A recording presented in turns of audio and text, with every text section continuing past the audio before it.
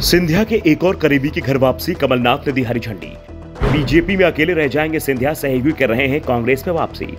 अपने गढ़ में तेजी से कमजोर पड़ते जा रहे हैं सिंधिया। ज्योतिरादित्य सिंधिया हैरान हैं, परेशान हैं, चिंता में डूबे हुए हैं, समझ नहीं पा रहे हैं कि हो क्या रहा है। केंद्र मंत्री हैं, दो अहम मंत्रालयों की जिम्मेदारी है, समर्थकों को राज्य में बड़ी बड़ी कुर्सियां मिली हुई हैं, लेकिन चैन किसी को नहीं है।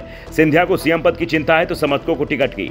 बीजेपी में महाराज का टिकट का कोटा कितना बड़ा होगा, इसे लेकर सवाल उठ रहे हैं। सवाल में वो विधायक भी हैं जो सिंधिया के साथ कांग्रेस छोड़कर बीजेपी में आए थे।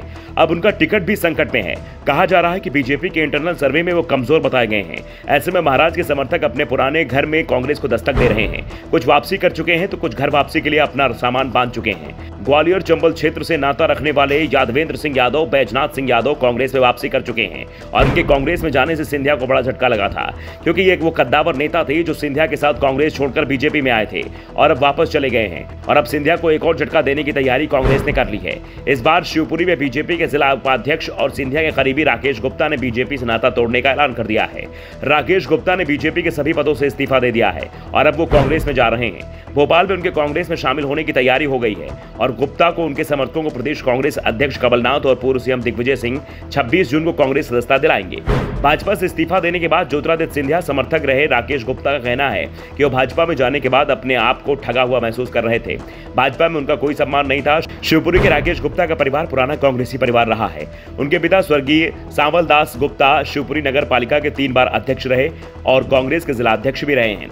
शिवपुरी विधानसभा क्षेत्र में 30,000 वैश्य वोटर हैं, जिन पर राकेश गुप्ता की मजबूत पकड़ मानी जाती है। इसे देखते हुए कांग्रेस उम्मीदवार के रूप में उनका नाम लिया जा रहा है। शिवपुरी विधानसभा क्षेत्र से ज्योतिरादित्य सिंधिया की बुआ और वर्तमान में खेल मंत्री यशोधरा राजे सिंधिया कई सालों से इस विधानसभा सीट पर जीतते हुए आ रही हैं। कांग्रेस के पास शिवपुरी विधानसभा क्षेत्र में जिताऊ चेहरे का अभाव है और शायद इसीलिए गुप्ता ने दरबदल का फैसला लिया है। कारण कुछ भी रहा है, लेकिन ये साफ है कि सिंधिया पर उनके करीबियों का भरोसा तेजी से घट रहा है। सिंधिया समर्थकों को लगने लगा है कि महाराज बीजेपी में उन्हें टिकट दिला पाएंगे, इसकी उम्मीद कम है और इसी के चलते सिंधिया समर्थक अब तेजी से उनका साथ छोड़ रहे हैं। कांग्रेस के नेता लगातार ये बात कह रहे हैं कि भाजपा के कई नेता उनसे संपर्क में हैं और कांग्रेस में शामिल होना चाहते हैं। ये बात कांग्रेस के प्रदेश अध्यक्ष और पूर्व मुख्यमंत्री कमलनाथ ने भी कही है।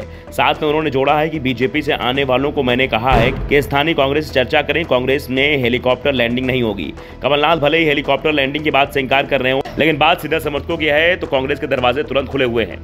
दरअसल 3 साल पहले सिंधिया की बगावत के चलते कमलनाथ को ही सबसे बड़ा नुकसान हुआ था। कमलनाथ का सीएम पद ही चला गया था और इस बार वो सिंधिया को ही कमजोर करने की कोशिश में जुटे हुए हैं और इसके लिए सबसे पहले सिंधिया करीबी दिग्गजों को अपने पाले में किया जा रहा है और दावा किया जा रहा है कि चुनाव के करीब सिंधिया समर्थक कई बीजेपी विधायक भी कांग्रेस में वापसी कर सकते हैं। कांग्रेस के तमाम दिग्गज नेता पहले ही दावा कर चुके हैं, कई बीजेपी विधायक उनके संपर्क में हैं।